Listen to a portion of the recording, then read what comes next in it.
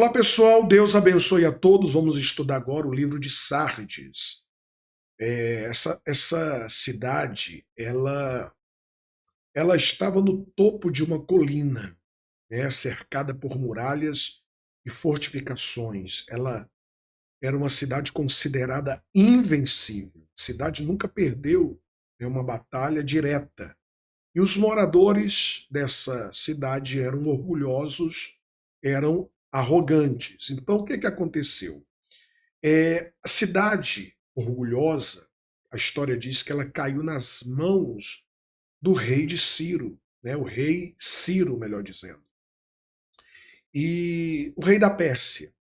E quando os soldados estavam dormindo, ele penetrou com seus soldados por um buraco, né, nas muralhas, e ele entrou com seus soldados por essa brecha, o único lugar vulnerável, e dominou a cidade, né? Então, é o que a história diz. E depois também, em 218, né, antes de Cristo, Antíoco Epifânio dominou a cidade da mesma forma. Então, é, a autoconfiança e a falta de vigilância dos seus habitantes causou, né, esse domínio dos inimigos. Quando João escreveu esta carta, então a glória de Sardes estava no passado. Seus habitantes, como é que eu posso falar, entregavam-se aos encantos de uma vida de luxúria, uma vida de prazer, eles estavam entregues, né? E a igreja estava nessa cidade, a igreja tornou-se como a cidade. Em vez de influenciar, ela passou a ser influenciada. Era como um sal sem sabor, uma candeia escondida. E a Bíblia vai dizer o seguinte, vamos ler aqui a palavra de Deus. Ao anjo da igreja que está em Sardes escreve, isto diz o que tem os 7 Espíritos de Deus, as 7 estrelas. Conheço as tuas obras, que tem nome de que vives, mas está morto. Então, o que, que acontece? Os 7 Espíritos de Deus revelam toda a plenitude do Espírito Santo, né? As 7 estrelas, quando ele fala as 7 estrelas, são os pastores das 7 igrejas.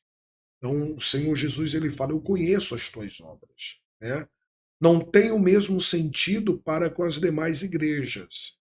Não contém consolo, louvor, esse conheço as tuas obras. Porque ele vai falar que tem nomes de que vive e está morto, né? Então é o que acontece. Quer dizer, aqui, ó, aqui nessa passagem, tem lá embaixo, ó, que tem nomes de que vives, mas está morto. Quer dizer, essas obras tinham apenas aparência de vida, mas estavam mortas. A igreja tinha fama, mas não tinha vida.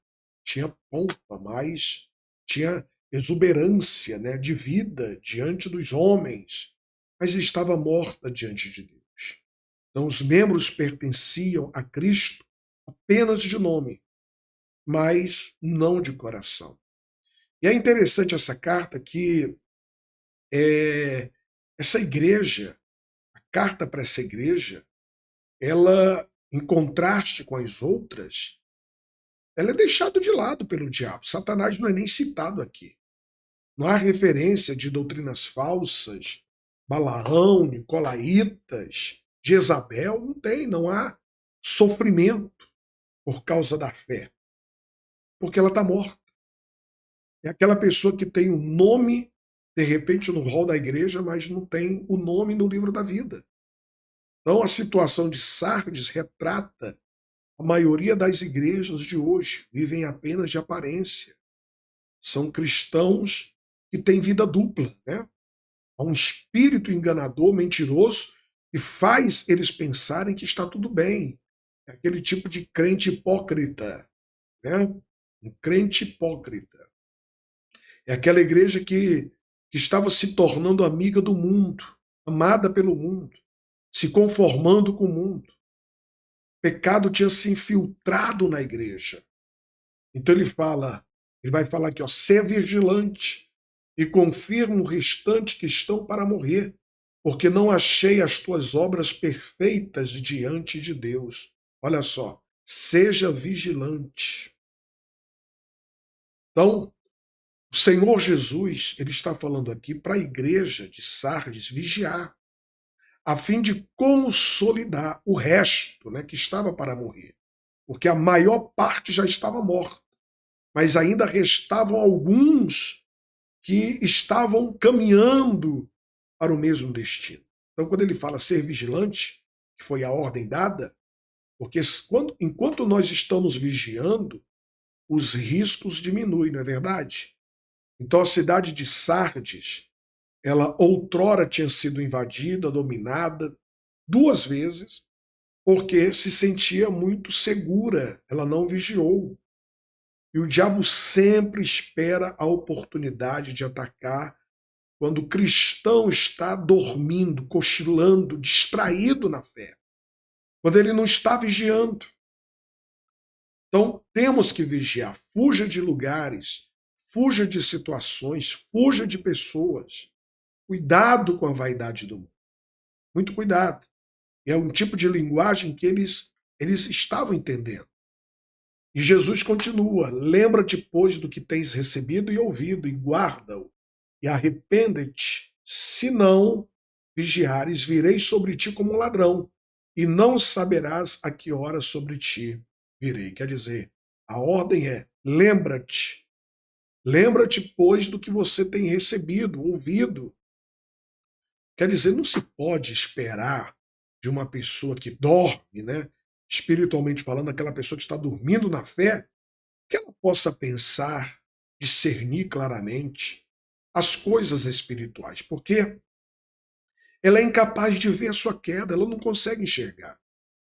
Porém, uma vez acordada, então ela tem a capacidade de pensar, né, de lembrar das palavras de Jesus. Então, o Senhor Jesus, ele foi claro, né? Ó, se não vigiares, virei sobre ti como ladrão. Vou vir como ladrão para você, né? E não saberás a que hora sobre ti virei. Quer dizer, se você não vigiar, você será surpreendido pela minha vinda. Então ele está aqui alertando a igreja que se ela não vigiar, se ela não acordar, ele vai vir como ladrão da noite, inesperadamente. Então, para aqueles que pensam que estão salvos, mas ainda não se converteram, aquele dia vai ser dia de trevas, hein? Não vai ser dia de luz. Então, os crentes não estão sendo mortos pela espada do mundo, mas pela amizade com o mundo. Mas também tens em Sardes algumas poucas pessoas que não contaminaram suas vestes, e comigo andarão vestidas de branco, porque são dignas disso. Que maravilha, né? Então, a causa da morte da igreja de Sardes não era a perseguição, heresia, mas era o mundanismo no meio deles. Quer dizer, a maioria estavam contaminados, né? Ou contaminando as suas vestiduras, vivendo no pecado. Ainda havia algumas pessoas que permaneciam fiéis a Jesus. Uns poucos, né, que eram crentes verdadeiros. Não haviam se contaminado com o mundo. Ele vai encerrar falando que vencer será vestido de vestes brancas e de maneira nenhuma riscarei o seu nome do livro da vida e confessarei o seu nome diante de meu Pai, diante dos seus anjos. Então, o vencedor vai vestir vestes brancas. Quem tem ouvidos, ouça o que o Espírito diz às igrejas. A veste branca simboliza a festa, né, a pureza, a felicidade, a vitória. Então, sem vida com Deus aqui nesse mundo, não haverá vida com Deus no reino dele. Porque ninguém é mais ou menos de Deus. Ou as suas vestiduras estão brancas, pela sua dignidade, né? Pela sua pureza, pela sua santidade, ou, ou, né? Ou ela está suja. Ou elas estão brancas, ou elas estão sujas pelos pecados. Então, Quem não se envergonhar de Cristo agora, ela vai ter o seu nome proclamado no céu. Quem confessar, quem assumir a fé em Jesus agora, aqui na terra, será confessado, o seu nome será confessado pelo Senhor Jesus no céu. Então, agora, quem se envergonhar de Jesus, aqui na terra, ele terá vergonha dentro do céu. Então, minha amiga, meu amigo, faça uma análise. Faça uma análise da sua vida espiritual, certo? No próximo vídeo, nós vamos estudar mais uma carta. Vamos meditar sobre mais uma carta. Que Deus abençoe a todos.